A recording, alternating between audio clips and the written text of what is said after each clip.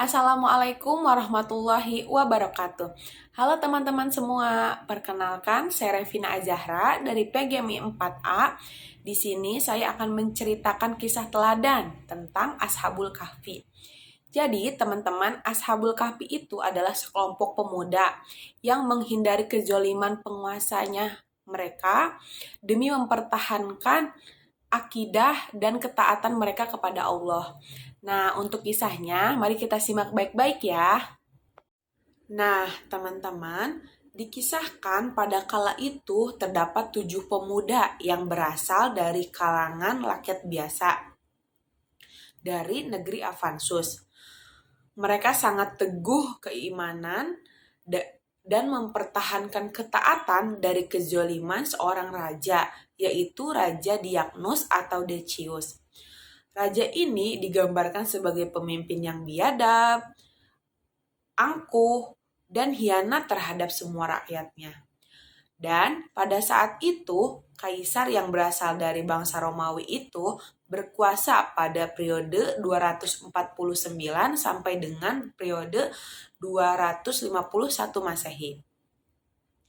Nah, saking angkuhnya si raja tersebut, si raja ini memerintahkan rakyatnya untuk meninggalkan semua agama yang mereka anut dan beralih untuk menyembah patung berhala.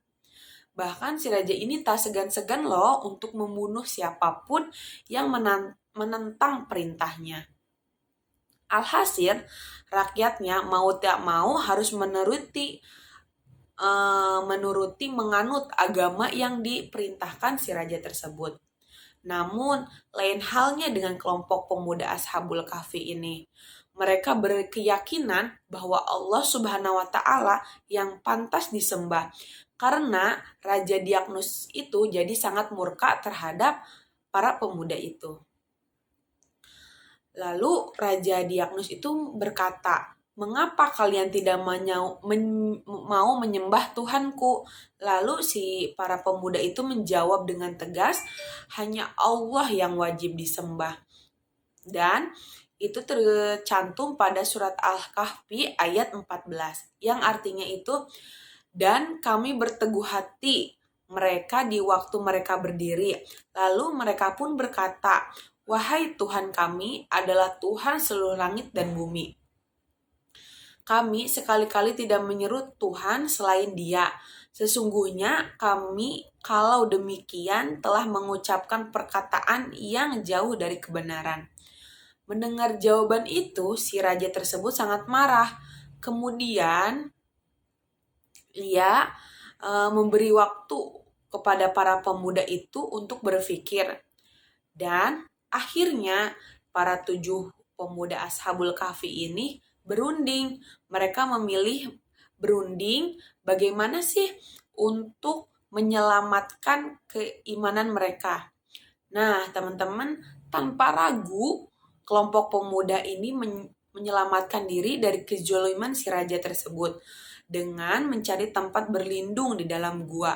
Letak gua itu di gunung Naik Hayus dengan kota Upus.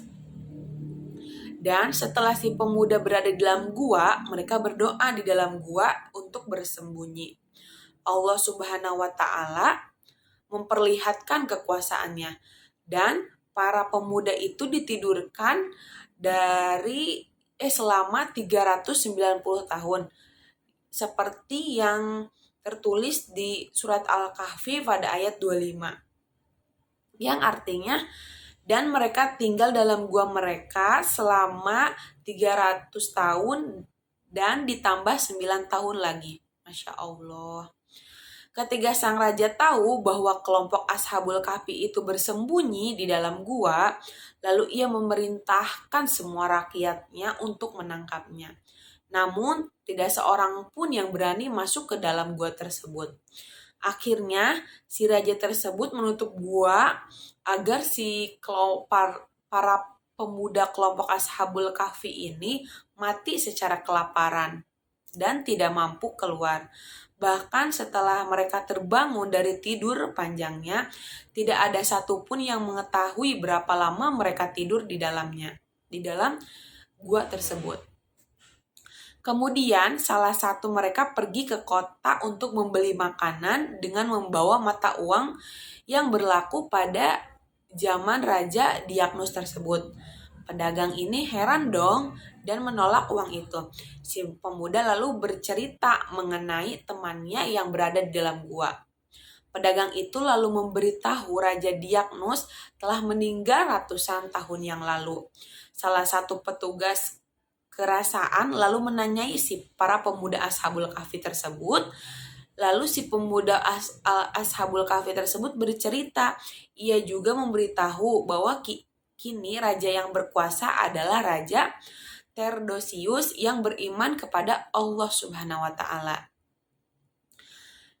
Nah, teman-teman, setelah kejadian itu, para pemuda Ashabul Kahfi pun dilaporkan kepada si Raja Theodosius. Kemudian beliau mengadakan upacara untuk penyambutan keluarnya 7 pemuda Ashabul Kahfi yang tidur 309 tahun di dalam gua tersebut. Nah, teman-teman, dari sini kita bisa mengambil kisah teladan yang bisa dipetik dari cerita Ashabul Kahfi tersebut. Yang pertama itu, kebenaran akidah Islam harus dipertahankan meskipun mendapatkan banyak cobaan dan godaan. Yang kedua, selalu ingat kepada Allah Subhanahu wa taala dimanapun dan kapanpun kalian berada. Yang ketiga adalah kebatilan harus dicegah dengan cara santun dan bijaksana. Yang keempat adalah yakin akan kekuasaan Allah yang sangat besar.